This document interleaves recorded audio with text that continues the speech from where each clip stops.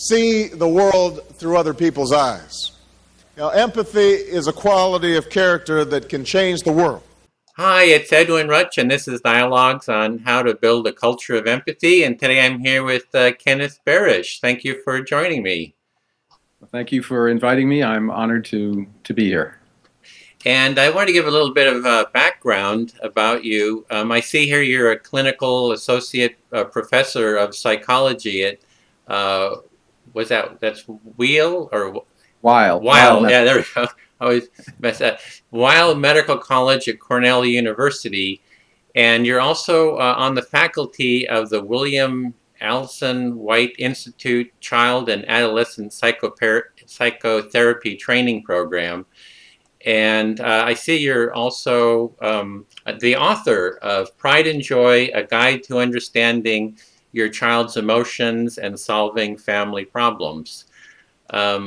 Is there other kind of background information you'd like to share about yourself?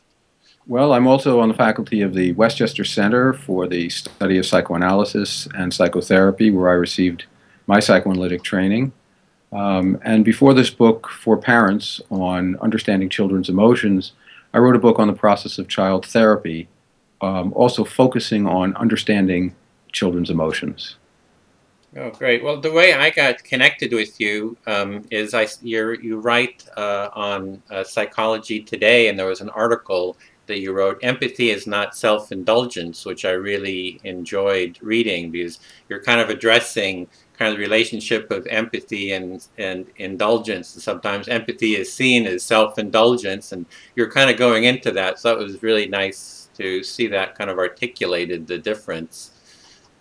Right. I certainly wanted to make that point. There's so much talk currently about, have we created a culture of indulgence? Are we too indulgent of our children? Do we buy them too much? Do we do too much for them? But it was very important to me to make the distinction between empathy, understanding and responding to their emotions, and indulgence. So empathy is not indulgence. It's a very different thing. So I didn't want those two concepts to be confused. And so your kind of area of expertise is empathy or is child development, and that's been kind of your background working in that area, and that's kind of the area that we wanted to explore in this dialogue. And kind of before we kind of get started, I've been framing the discussion around a metaphor of empathy and the opposite of empathy helps to kind of create kind of a pictorial vision between the two. And somehow I find metaphors are kind of integrative between kind of the intellectual and kind of emotional. And so I want to first ask if you have a metaphor, what empathy is like for you. Well, that was a very interesting question that you asked, and got me thinking about the metaphors for empathy that, and the opposite of the metaphors for empathy that are meaningful to me. And several things came to mind. The first, for me, was a verbal metaphor, and that is empathy is being heard, and the experience of being heard, which is profoundly important to us and to children. And the opposite of being heard is an experience of what John Gottman calls stonewalling, which he identified in his work actually in observing marital interactions, where the listener gives no verbal or nonverbal feedback at all to the speaker, and it's a highly distressing experience. And it's been studied in children as well, in Edwin Rutsch's studies of the still face experiment, which is now widely known. So for me, empathy was being heard, the experience of being heard, how being heard opens us up, reduces stress, makes us more willing to be able to listen to others, which is very important in the emotional lives of children. The opposite of being heard, of when we're not heard, we all know that experience. We get angry.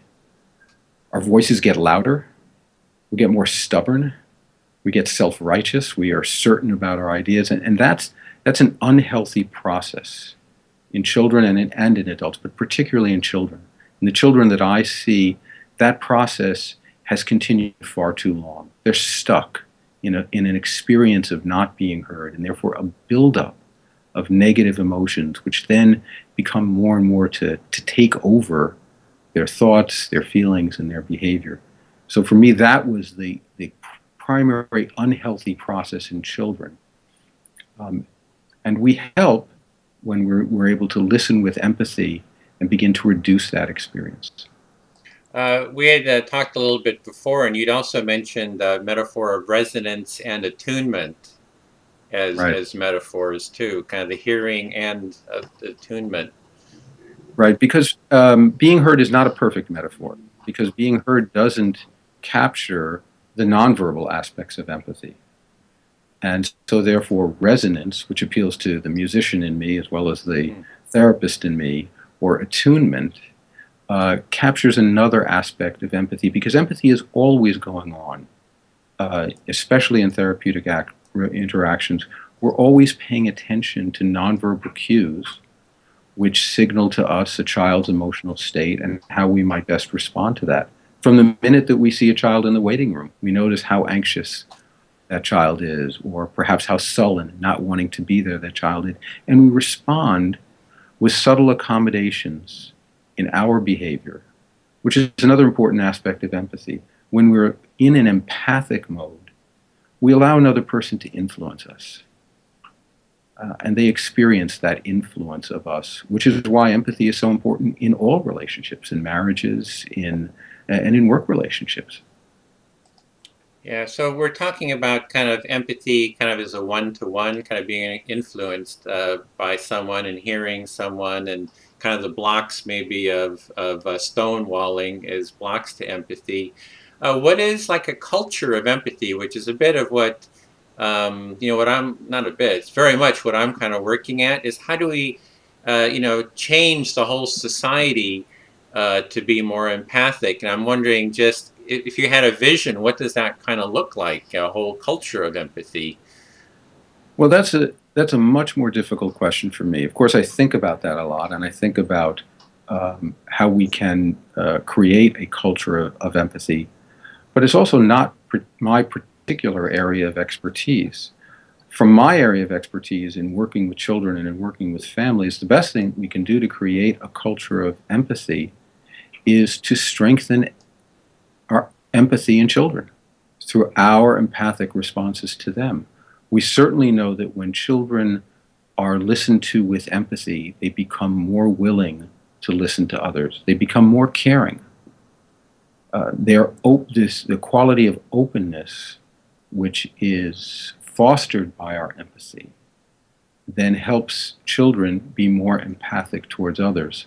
So from my area of expertise, that may be the most helpful thing we could do in childhood. We know that children who are not listened to, where their emotions are not valued, are much less likely to behave in a caring way towards other children. So to build a culture of empathy, we can start with children and kind of empathize with children and kind of reflect them and hear them, so that they'll kind of grow up to empathize with others and kind of spread it and kind of contribute to that culture of empathy. I think that's exactly true. So what can we do to do that? I mean, that's your field of kind of expertise, is child development. And can you just talk about then how do we do that with children? I mean, how do you get into the nitty gritty of fostering empathy within children? Well, I think there's several things we could do. The first thing we have to actually pay attention to in children is not only, we think of empathy often as helping children when they're having a negative emotion, an experience of distress, but children also have many positive emotions. Children begin life with feelings of joy and wonder. And if we can appreciate their positive feelings of excitement, their interest, if we take an enthusiastic interest in our child's interest, they almost always react with more aliveness and more engagement with us. So the first thing we can do is understand and appreciate children's positive emotions and respond to their positive emotions with positive emotions of our own. But of course, all children experience challenges. All children experience feelings of distress. And if parents can take some time each day just to listen, I recommend 10 minutes at bedtime, just to listen to a child's concerns, to ask a child something they might be anxious about, worried about, angry about, something that happened that day, something that they perhaps worried about the next day. Examples that come to mind would be going to school, going to summer camp, problems with their siblings. Kids are always willing to talk about problems with their siblings. Mm-hmm. We want a child to open up, ask them what's unfair in their lives, and they will almost always tell us, and it'll almost always be something about their brother or sister. But if we take this effort, if we can spend some time each day expressing our own enthusiastic interest in a child's interests, and making some effort to appreciate, understand, and respond to their concerns. That doesn't mean we're always going to agree with them. That's another misconception. Being empathic does not always mean agreeing, because we have to teach children not only that their feelings are important, but so are the feelings and needs of others. And that's an educative process. If we do that, then I think they will be more open. My experience tells me they will be more open, less absorbed in bad feelings and defiant thoughts and sadness, and therefore more open to listening to us.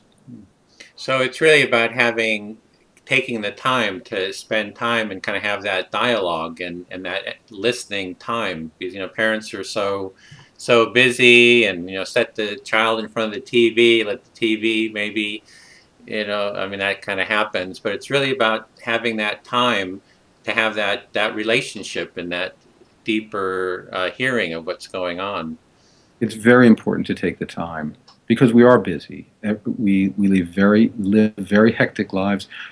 So many concerned parents are doing so much for their children, taking them places, doing things with them and for them, leaving less time for actually listening and responding to them. So I think it is important to actually, in a sort of ritualistic way, set aside the time. This is our time to play together. This is our time to share interests. This is our time to talk. Bedtime is often a very good one, because there aren't these competing concerns. And you're right, there are always these competing concerns. Yeah, I remember growing up, my mother used to read Bible stories to me. It was this big children's Bible, and she just kind of spend a little time. I'm not religious anymore, but it was just that time of kind of hearing the stories and then saying, oh, well, what does that mean to me? I would say, well, why did that happen? And it was like a bit of a dialogue kind of would go on at that time before bed. And that's still meaningful to you. Yeah. I think these times do remain meaningful to us.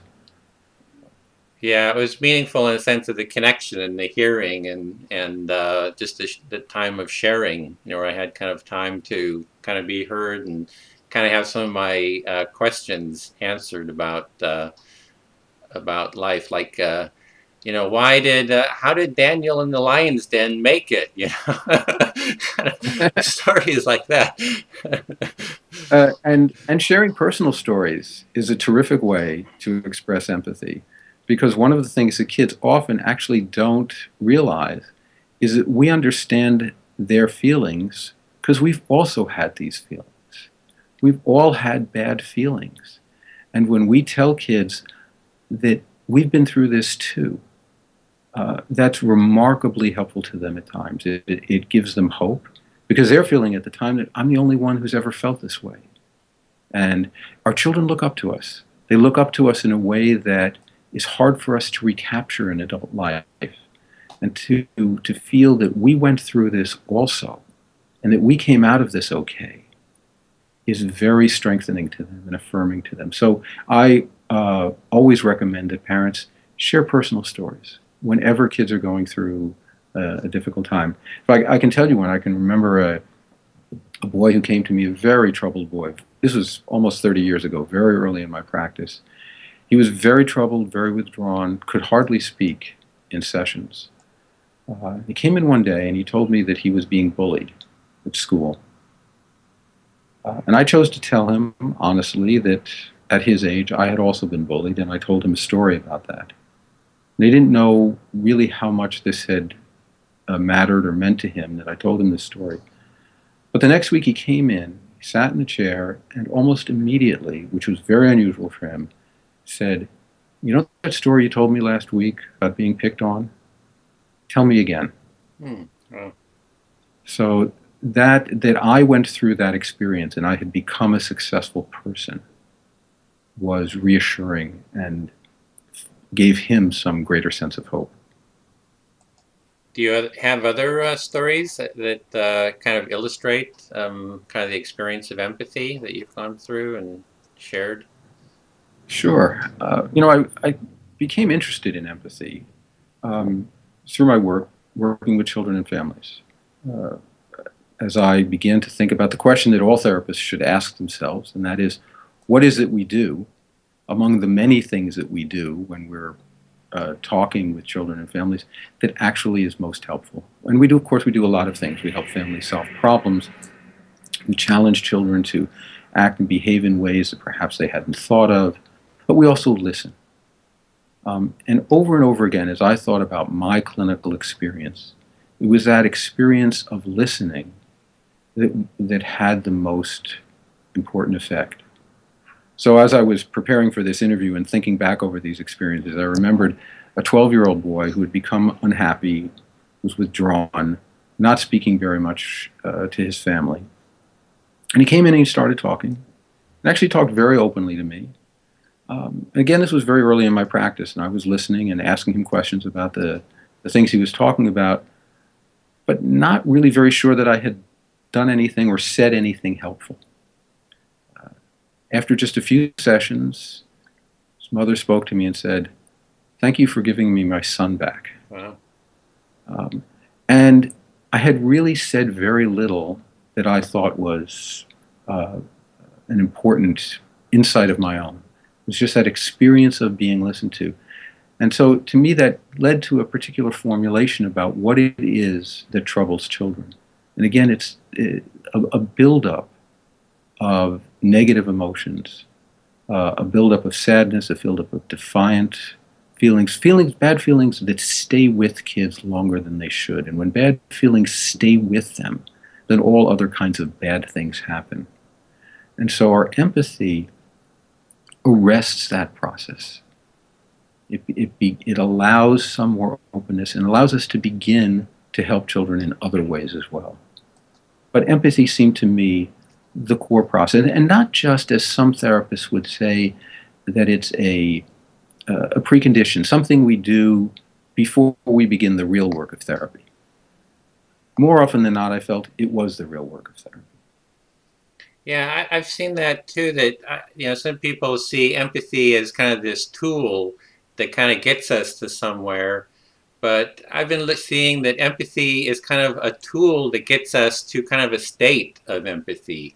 So it's kind of like a means and an end in itself. So it's like an environment of empathy, and is maybe even a kind of a felt state of being too.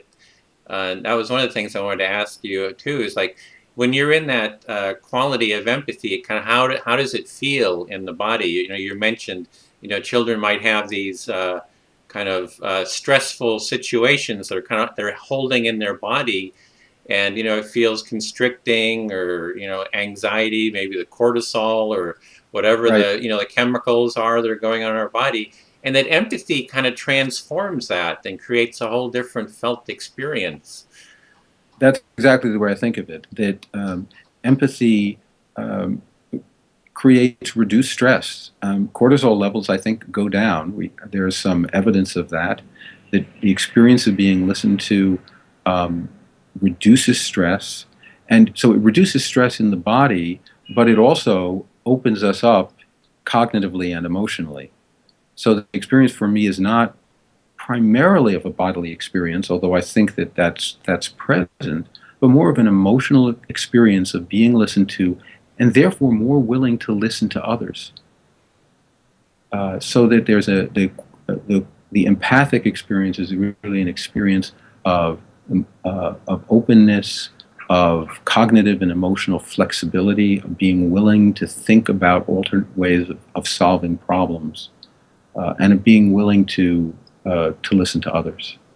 Yeah, it's that quality, the creativity that can kind of come out of empathy as well, that you're saying about problem solving. That is, as we have more space, or as a child has more space, or we have more space in ourselves after having been heard, it allows us to use our other faculties to start problem solving in a Right? creative way.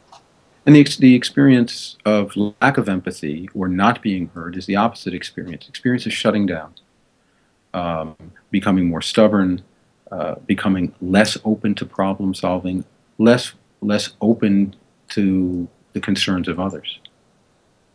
Yeah. So, do you see that is you were mentioning about teaching empathy? So it's kind of like a way of being, um, and I don't hear that so much. People might kind of empathize with someone, but they don't say that we need a culture of empathy.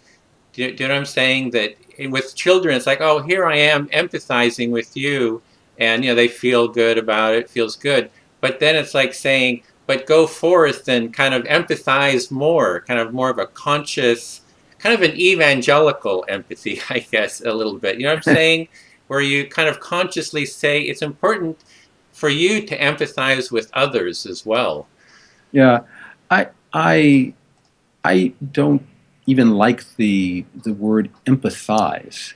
It feels too much like a technical process. I prefer listen with empathy, uh, so that I don't want empathy to become a technique.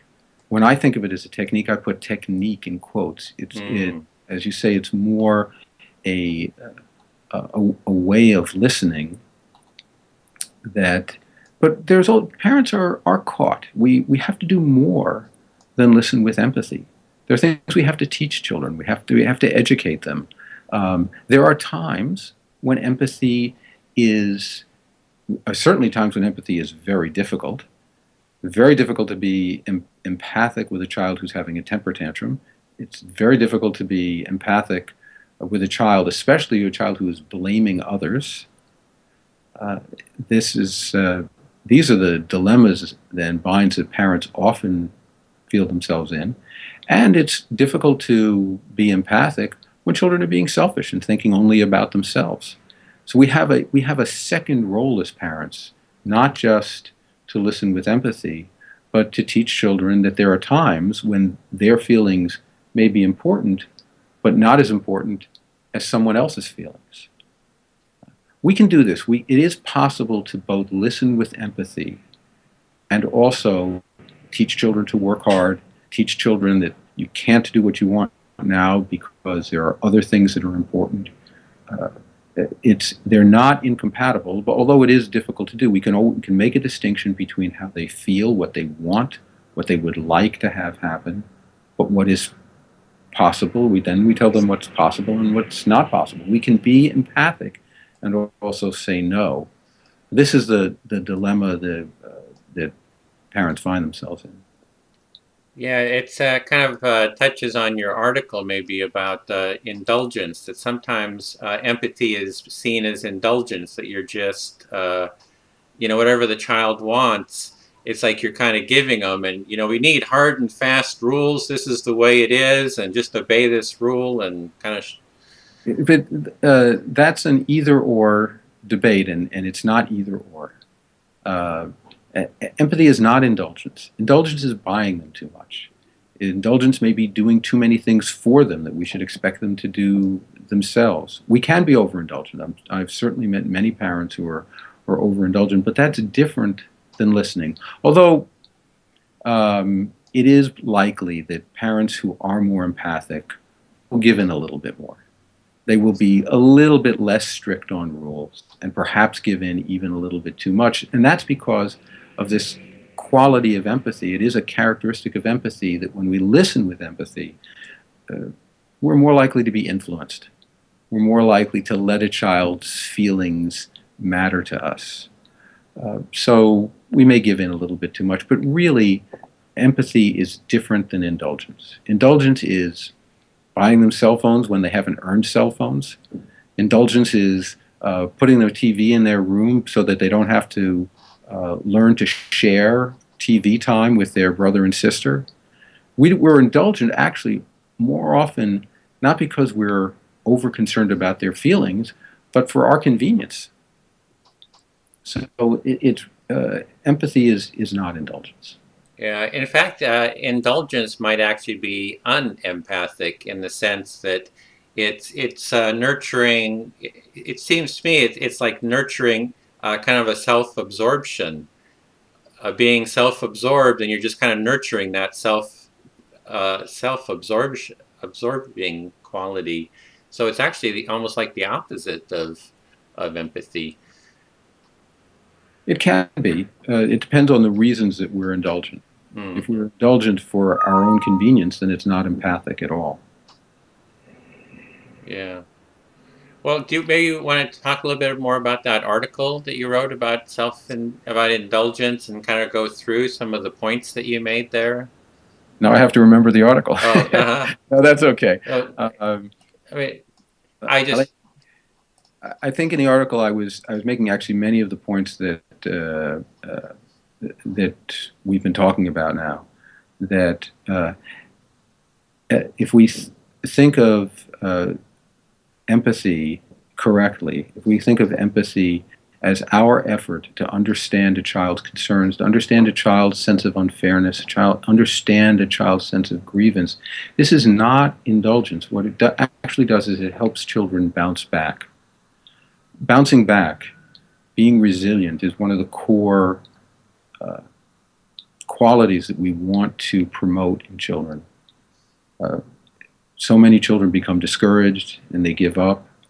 But when we listen with empathy, we help them bounce back.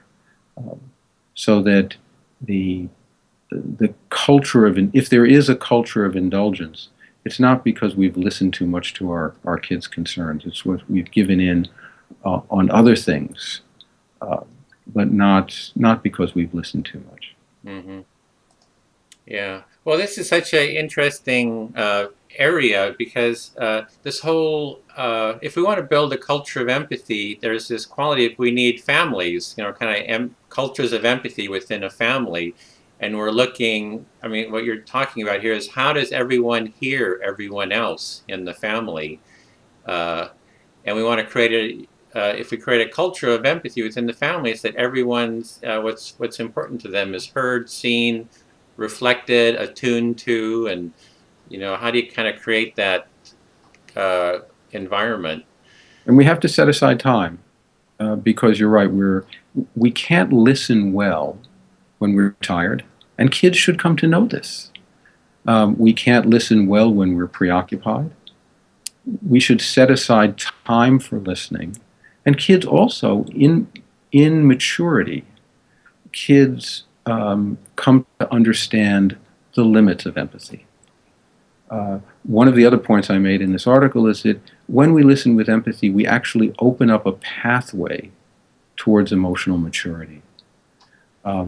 Again, in contrast to indulgence, which is not emotional maturity, listening with empathy actually helps kids accept personal responsibility, begin to be concerned about the feelings and needs of others. They work harder in school.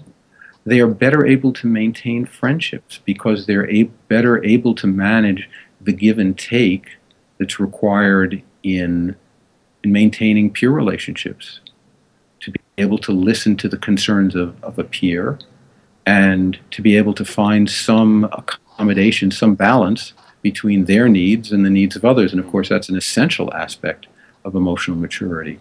So empathy opens up that pathway of emotional maturity. But then kids need to know the limits of empathy. That no matter how much they may want or feel that they need something at that moment, that there are limits to empathy because other people also have needs. Mm-hmm.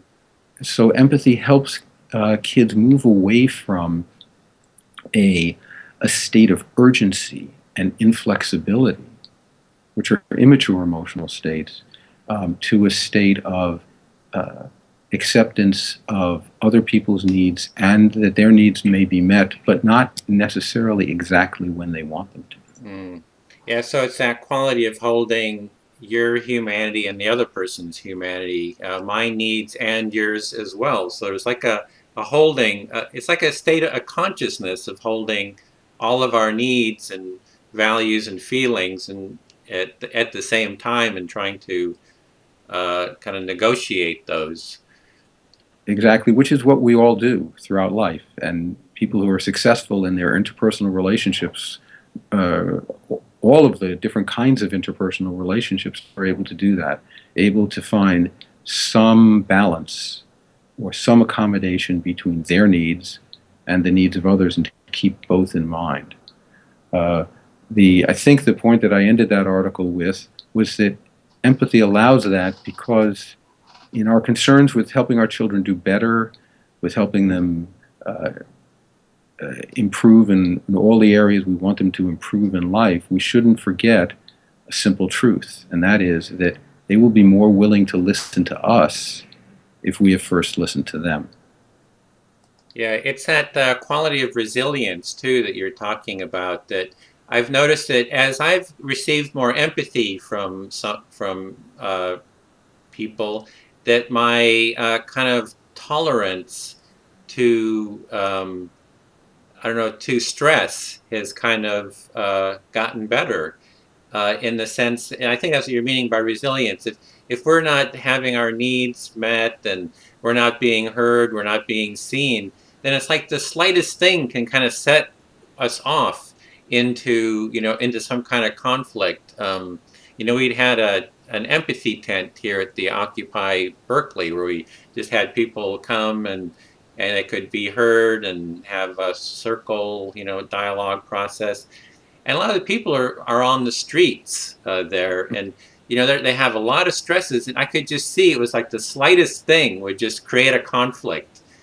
But if people had been heard, been for a while, it's like they had that resilience that they can, they won't start that fight on the playground. They'll have more tools, or whatever, more grounding to be able to resolve those kind of conflicts. That's exactly what I see in my work with children and families. When we're able to help families listen to each other, help parents listen to their children, and help children listen to their parents, they experience reduced stress. They become less irritable. And that, I think, is both a physical and an emotional experience. So if kids are acting in an irritable or rude way, a lot of times parents become angry and threaten them and impose consequences and punishments, which, although they may seem reasonable, are rarely helpful because they don't get to the core of the problem, which is a kid has a sense of unfairness or a feeling that has not been heard. And if we can listen, then the irritability and the defiance begins to fade away. Families get caught in vicious cycles. Kids feel that they're not being heard, but then therefore they act in angry and defiant ways. When they act in angry, defiant ways, parents become more critical and disapproving, which makes kids more angry and more defiant. And those vicious cycles of family interaction are the most common problem that I've worked with in now 30 years of therapeutic work with children and families. Yeah, so somehow we have to create structures that kind of facilitate the empathic cycle, so that there's hearing, more being seen, more attunement. And it sounds like, in the long run, it's better to set aside the time to do that, to kind of implement that time. Maybe we might feel, hey, I don't have time for this, but in the long run, you know, it's gonna have results. 10 minutes a day. 10 minutes a day because 10 minutes a day of listening time, of course, much more time engaging with children's interests as well, the positive empathy that I spoke about earlier. But if we can just do 10 minutes a day, children begin to look forward to it. They also know that that time to talk and be heard will be there. And that anticipation or expectation that that time will be there is already reduces their stress throughout the entire day. They know that they will be listened to, not perhaps then, but later. So the benefit in terms of time and uh, emotional aliveness and the costs is great. And you'd talked about rituals as well. So it's like having the time and having some actual ritualized process, maybe at dinner or other times before going to bed, having a time that this is a time where you get to share. Those are the two most common times. We know that dinner times, family meal times, has been demonstrated to be of great importance and reduces adolescents' risks of, uh, of drug and alcohol use significantly. Sharing family stories has also been demonstrated to produce resilience in children. Children who know more about their family histories are happier and more resilient kids. So those two times, family dinners and my suggestion of 10 minutes at bedtime, when children know that that's going to be available to them, uh, that's very helpful. And then we can begin a process of problem solving. I like to engage children in the process of solving a problem, not to impose the solution necessarily from us. But let's say we're having a chronic problem with our kids, at a problem getting ready in the morning, or a problem with fighting between siblings. We can listen to their concerns, ask them to listen to our concerns, and then say to them, what do you think we can do about this? To engage them at that moment, because we've created that moment of openness with listening with empathy, we can then engage them in the solution of the problem so that they're less absorbed in trying to get their way or trying to tell us what we're doing wrong, and thinking about how to solve a problem. Have you seen like family problem solving structures? There's this whole process of restorative justice within society that you bring a conflict into like a circle process, and there's a whole facilitated a whole structural way of dealing with these problems. And I like to actually, I think a better term than that would actually be, instead of restorative justice, restorative empathy. That there's some kind of a break in the relationship, and that we want to restore an empathic connection. So I've been wondering about how to create like a family, more formalized structure in terms of, oh, we've got this problem, so and so are in conflict, and how can we bring that into a ritualized, ongoing problem-solving structure. I don't know if you've kind of thought There, about there, that. there is a program that's been developed by Ross Green and Stuart Ablon in Boston called Collaborative Problem Solving, and I recommend this program highly. The essential steps in this program begin with empathy, listening to a child's concerns, a statement of the parent's concerns, and then some effort at creating a solution, engaging children in the solution of the problem. So it is a program, I think, with some demonstrated effectiveness, certainly very helpful in working with families. Well, I have specific instances. Like I have, 5 nephews and nieces, and when we get together, like there's a couple that are always a little bit of on the side of the bullies, being, kind of beating up on the other one. The other one's off, crying, and it seems to just kind of go on. And so I'm really looking for ways of, addressing this. And once, I'm trying to learn myself how to, do these different processes. It's not like I'm an expert or anything. And I thought, well, I'll try to address the person who's being sort of the bull. And I said, well, tell me, why are you doing that? And all I said was, I don't know. you know. And then I talked to someone else. It was actually Paul Zak, who wrote the book The Moral Molecule. It's about oxytocin. Uh-huh. And he said he now, instead of having a timeout, he has a time in. That if someone does something like that, bullying, it's like, okay, this means you're needing connection because there's some disconnection, and he actually does holding. You hold the person, or both parties who are in the conflict need to be held and connected with, instead of time out. You have to use alienation to put the person into the corner and alienate them. So do you have kind of thoughts, ideas about that? Sure. Actually, I have some recommendations for you. I have some misgivings about holding, because holding can be experienced by children not as supportive, but as restraining, and can sometimes make them more angry. So I have some reservations about the holding technique. It very much depends on how it's done. I'm sure that Prozac does it in an empathic way.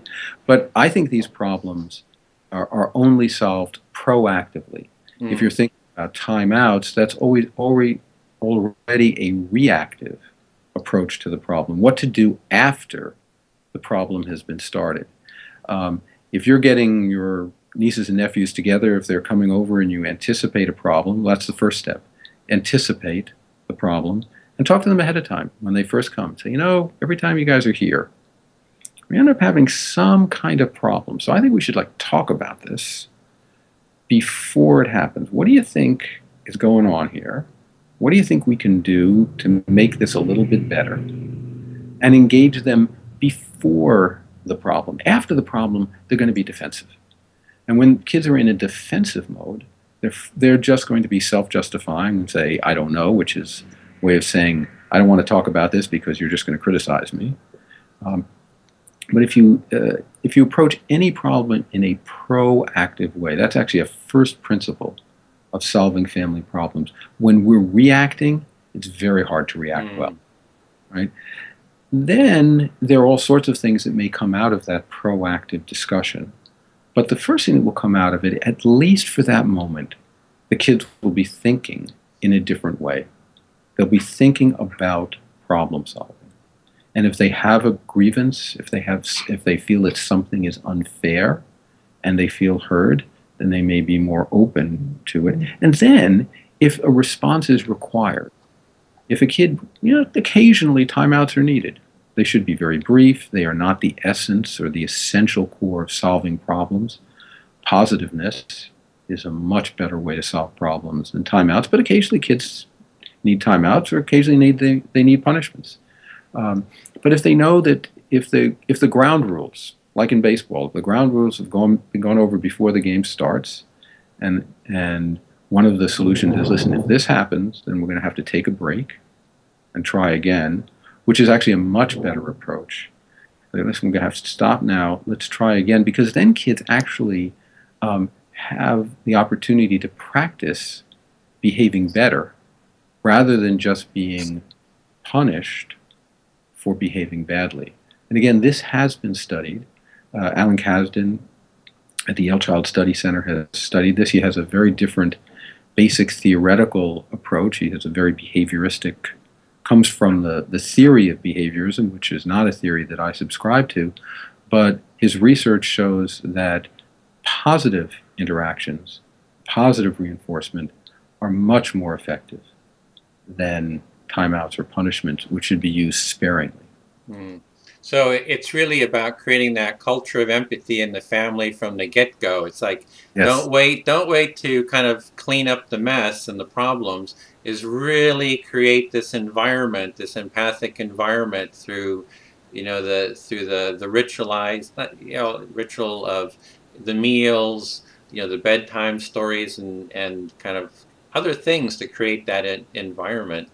Collaborative problem solving, engaging kids in the solution to the problem, repairing moments of anger and misunderstanding. No matter how empathic we try to be, we're going to become angry at our kids. And sometimes we're going to be too angry. We're going to be not in a state of mind where we can be empathic. Because again, that can't be empathic when we're rushed. We can't be empathic when we're tired. Can't be empathic when we're preoccupied or angry. So there are going to be moments of anger and misunderstanding. And if we make the effort to repair them, if during this 10 minutes at bedtime, it's not just story or Bible time, which is fine, it's important. It's moments where we can say to our kids, listen, you and I had a little problem today. I got very angry at you.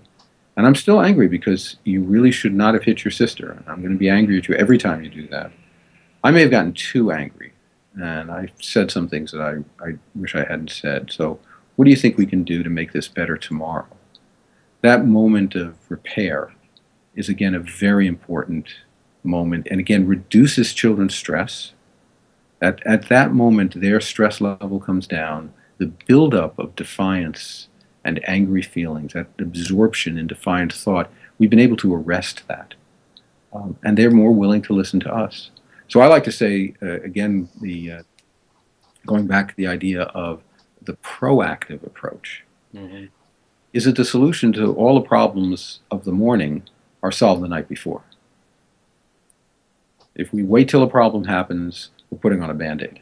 And that may be the best we can do, but that's... and the solution to children's tantrums is always a proactive approach. There's nothing we can do after a tantrum starts that can really solve the problem. Yeah. Well, this is we're seeing the family environment here, and I see the family as being part of the larger culture. So, the parents are off at work, they're feeling stressed, they're going through traffic, maybe there's stresses that strains in the work. So they need kind of empathy too. They need kind of their empathy battery charged. Yeah. Have you thought about that? How did they get? And I heard of a program here in the Bay Area where parents get together to kind of hear each other and what's going on for them. So they have this empathic hearing, so they feel heard too, and they have more resilience themselves for what's going on in their lives. I think actually it's a very good point. It's very hard for us to be empathic if we ourselves have not been listened to. And I think one of the things that is happening in so many families is families are very stressed and have much less support than they used to have. Parents used to live with extended family nearby. Grandparents were available. Aunts and uncles were available. This is enormously helpful to both parents and children. Our society's become much more fragmented. So a generation or two generations ago, if a child was having difficulty with one of his parents, he could go to a grandparent very easily, or he could go to an aunt or uncle. Or if parents were feeling stressed and lacking support, they could go to parents, or they could go to brothers and sisters.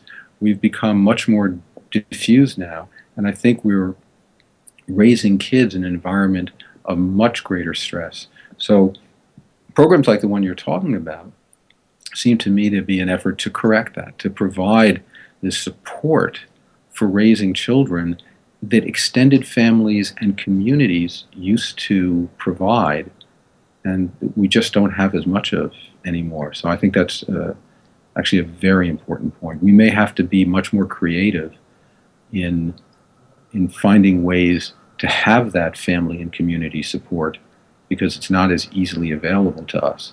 I also think you made a very good point about how just as how negative feelings and defiance and demoralization can spread, empathy can also spread. So that when parents are feeling that they're more listened to, they're more able to listen empathically to their children are more able to engage empathically with other children, and that may be another way in which we can foster the culture of empathy.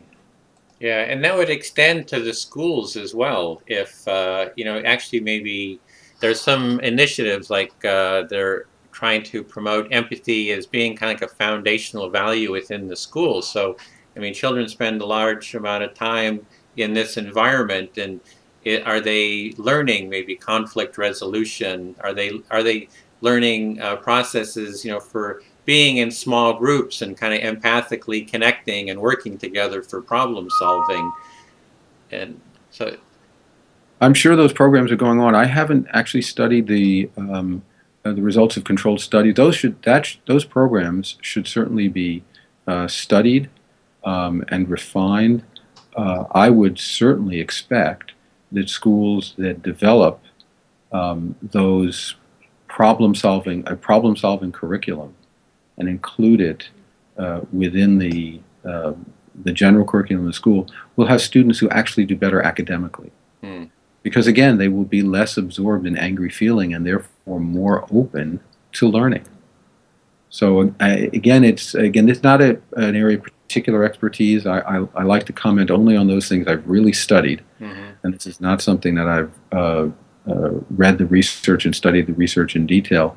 But I would expect we would see good results. It's not an either or. It's not teaching empathy or having high standards, academic standards for children.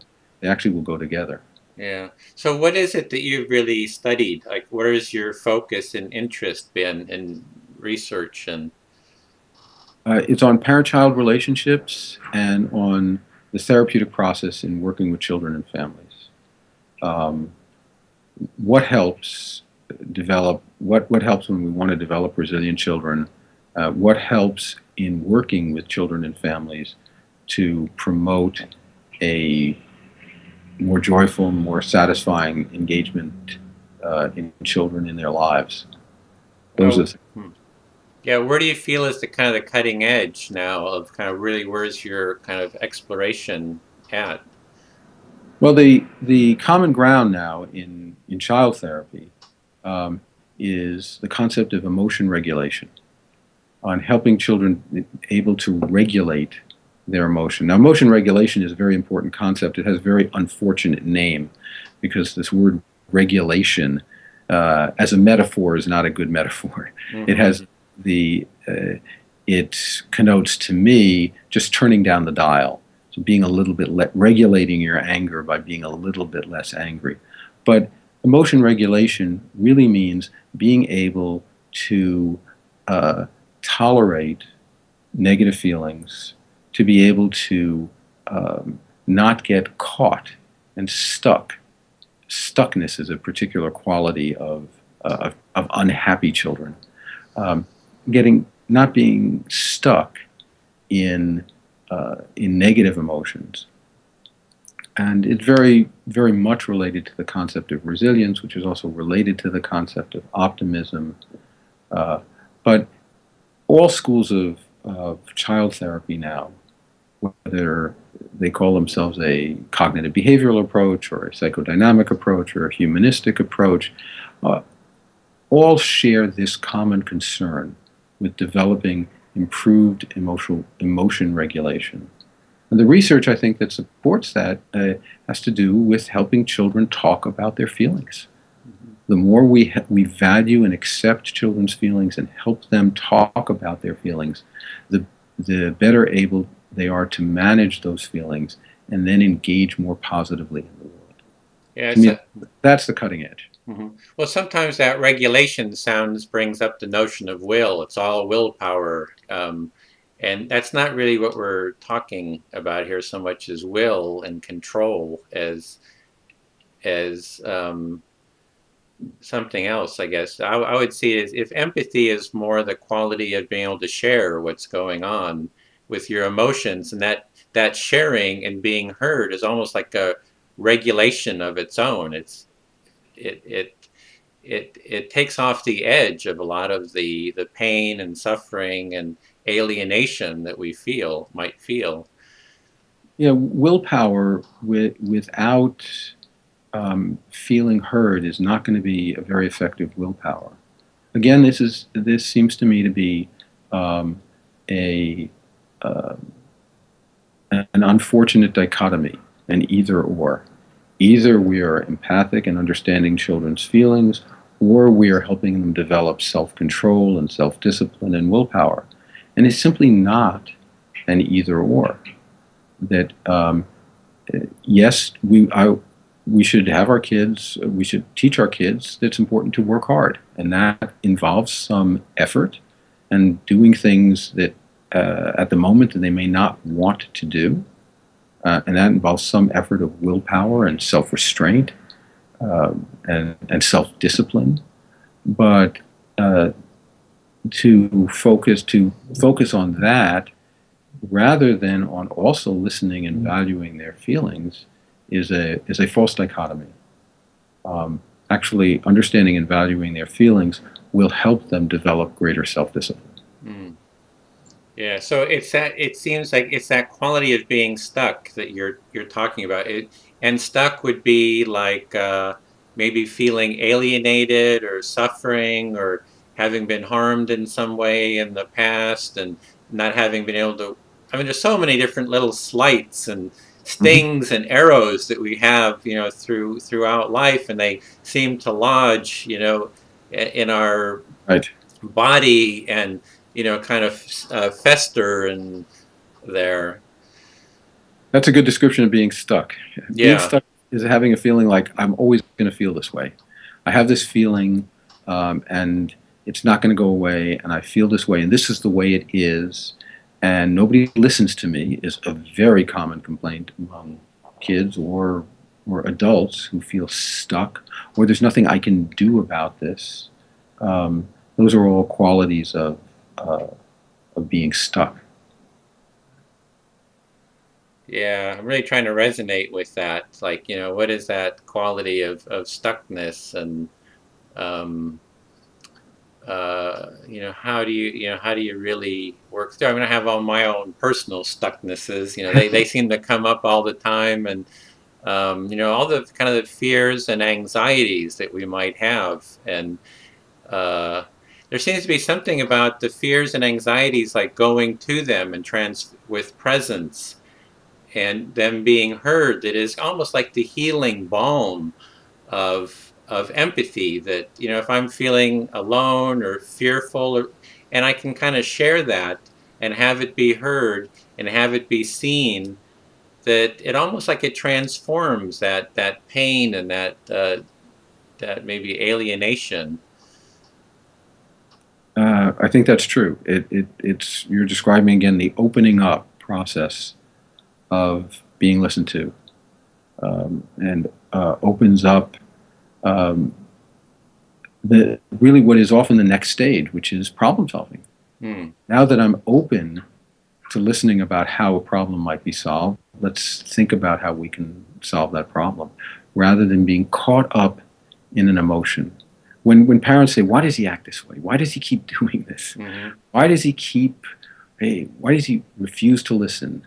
Um, why does he keep hitting his sister or teasing her? Why does a bully keep bullying?" Bullying is another question, much more, with complexity of its own. But sometimes parents feel, well, he keeps acting this way because I haven't been tough enough with him. I haven't imposed enough consequences. He'll learn from the consequences if I make the punishments too severe enough. Then he'll learn. But that rarely is the answer. It's rarely the reason. The reason he acts this way, he's caught up in an emotion, the emotion of the moment, and he can't manage that emotion. He's too angry, he's too defiant, um, or he's too anxious to think in an open way about solving a problem. And it's really the empathy that kind of creates the space then for that problem to kind of open and be able to be resolved then. Exactly. So, we've gone for almost an hour here. Is there other points that, we haven't covered that you feel are really critical? Because I think this whole topic is so fundamental to creating a culture of empathy, that since the family is like such a core part of society and a core social structure, that creating social structures, family structures that facilitate and support empathy and connection and hearing within the family, that I think this is just such an important area that we really need to do, a lot more. I mean, it's an area that I want to explore more in the future and get more people together who are kind of experts and have the background like yourself to really work on this and, create, just dialogue about it and see how empathy can be nurtured in the family. So that being said, is there any aspects that you feel is really important to cover before we close? Well, I think we've covered the points that were most important. Let me just reiterate a couple of them, see if I have left something out. The importance of appreciating and understanding children's positive emotions, their interests. Interest is a child's first emotion. Our responsiveness to our child's interest our responsiveness to children's positive emotions is a form of empathy. And it's a form of empathy which I think is relatively neglected in discussions of empathy. The second is the importance of repair of problematic moments which will occur in any family, which requires putting aside some moments of empathic listening, and that we can only listen empathically when we're able to, and not a moment when we are ourselves absorbed in other competing thoughts. And the idea that empathy opens up a pathway towards emotional maturity, and that we shouldn't see empathy as something in distinction to our other goals for children, which is to get them to learn what they need to learn, to consider the needs of others, to work hard, to be responsible, all of these things which are also important and we want for our children, that empathy is not something that is opposed to them, but something that actually supports them and supports the process of allowing them to begin to think in an open and creative way about solving problems. And that our empathy helps children get unstuck, so that they're not, it helps them bounce back, so they're not as absorbed. Unhappy children are absorbed in bad feelings. They have bad feelings they can't get rid of. That our empathy arrests or begins to reverse that process where kids are absorbed in bad feelings. And they're really in trouble when they feel that their bad feelings will not go away. When kids have bad feelings, or angry feelings, or sadness, or feeling ashamed, that they feel are always going to be there and that are not going to go away, then they're in trouble. So that our empathy helps in that way too. And so that empathy in parent-child relationships is not just something we do as a technique to get a particular result. Empathy is something that is of profound value in its own right. And so when I feel that I've been successful in helping parents and children listen to each other more openly, then I feel I've achieved my best results. Because that then allows lots of other good things to happen. Oh, great. What a wonderful synopsis and summary of all that. Thank you so much for that. That's a beautiful way to close, I think, our dialogue and interview. So thank you so much for having taken this time to share these insights. And well, thank you so much for inviting me. This has been a pleasure, and I applaud the work that you're doing in all respects to create dialogue and to get people together and to promote a culture of empathy, and happy to be happy that we were able to connect and to continue to be involved in that in any way. Okay, great. Yeah, we'll be continuing this dialogue in the future. Maybe do some panel discussions, some more specific interviews or whatever to kind of keep this momentum kind of building. So thank you for that.